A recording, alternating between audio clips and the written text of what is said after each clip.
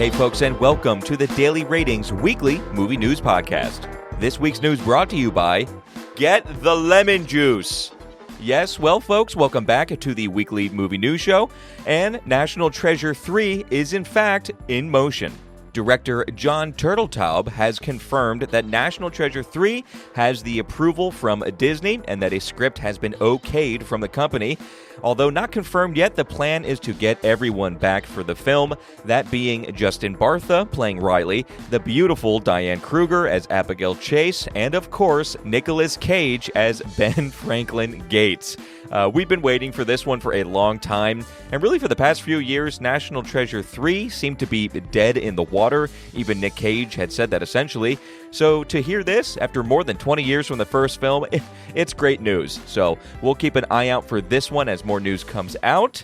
Maybe a lot of people don't care, including Vincent Daly, but this is some positive stuff right here, I'm telling you. And rolling on that great third film news, Sicario 3 also seems to be happening, and possibly quickly.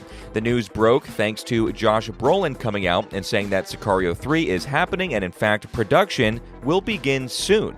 Now, that's kind of all we have, so it's a little surprising and almost doesn't seem real. You know, a script was being worked on a couple years ago, but we haven't really heard of anything since then. And on top of that, Taylor Sheridan, the writer of the first two, is wildly busy with his many TV shows and another couple movies going, and director of the first film, Denis Villeneuve, has also been crazy occupied by Dune 3 and now jumping immediately into the Bond film. So we don't really know who the main writer is, and with Brolin saying production soon, we also don't know who the director is either.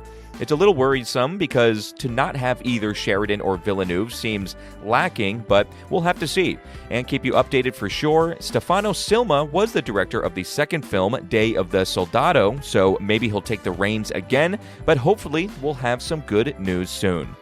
Keeping with going back to the well, How to Lose a Guy in 10 Days, or the sequel that is in the works at Paramount. So Kate Hudson is a producer, in fact, and the plan is to get Matthew McConaughey as well.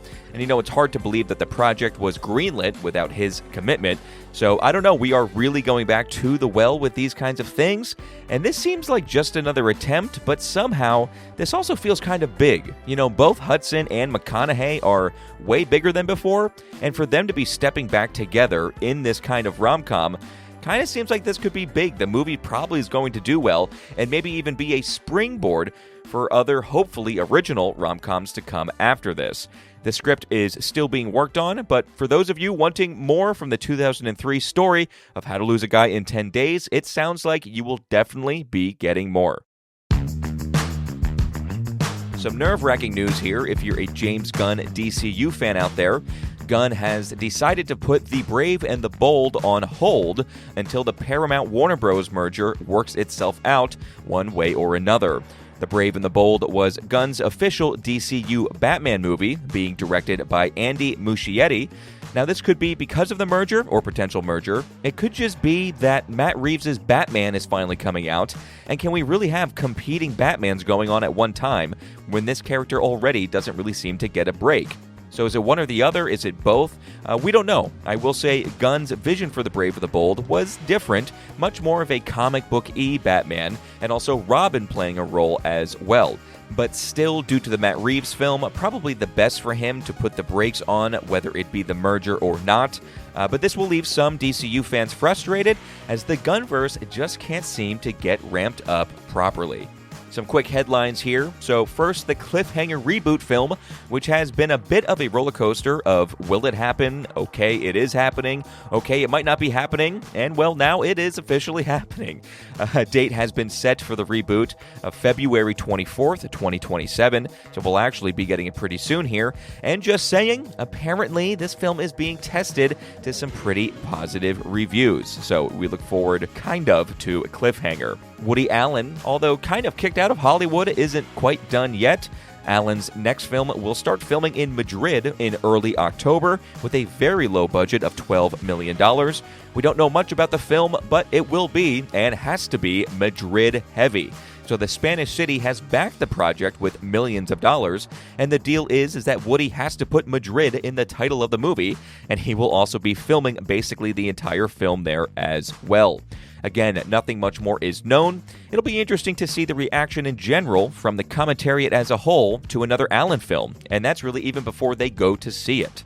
Obsession star Indy Navarrete has apparently turned down the major female role in Heat 2 and opted to play Rogue in the upcoming X-Men movies. Indy still might play a lesser role in Heat 2, but that main female cast is now being tossed around. And in Joseph Kosinski Miami Vice, actress Whitney Peak will be joining as the lead female, starring alongside Austin Butler and Michael B. Jordan. And then bringing us into the box office here, it's official, folks. Chris Nolan's The Odyssey has become the highest-grossing rated R film at the worldwide box office of all time. That is now surpassing Deadpool and Wolverine. It has about another $100 million in the States it has to make to become the number one here. Again, Deadpool, Wolverine in that slot as well. But with that, let's go ahead and jump into the box office for this past weekend. So in fifth place, we have The End of Oak Street, making $8.8 million. We then have Paw Patrol, the Dino movie, and that made $9.2 million. The Odyssey took up the third slot with $19.7 million, a worldwide total of $1.44 billion, and a U.S. total of $539 million. The second highest grossing film this weekend was newly released Insidious Out of the Further, and that brought in $25.1 million. And the number one movie still at the box office is Spider-Man Brand New Day, making $39 million for the weekend, a worldwide total of a very impressive $2.2 billion already for that film. And in the States, it's crazy. It's made $854 million alone right here. So very, very good for Spider-Man Brand New Day. Coming up this Thursday, Vincent Daly will be watching, rating, and reviewing. We're jumping back to 1949 from a director that we covered last week, Raoul Walsh, and this film is called White Heat. And then we have two newly released films not making it into the top 5 this weekend. But we have Teenage Sex and Death at Camp Miasma. That's directed by Jane Schoenbrunn. And then finally, Tony, and that's directed by Matt Johnson. Ben and I went to go see that together. Very excited to talk about Tony. But that is it for your weekly movie news here. We'll leave you today with a quote from an actress, Indy Navarrete. My goal is to become so big that Apple stops putting the red dots under my name every time I type it. And all right, folks, the Daily Ratings Weekly Movie News Podcast, that was it. See you on Thursday.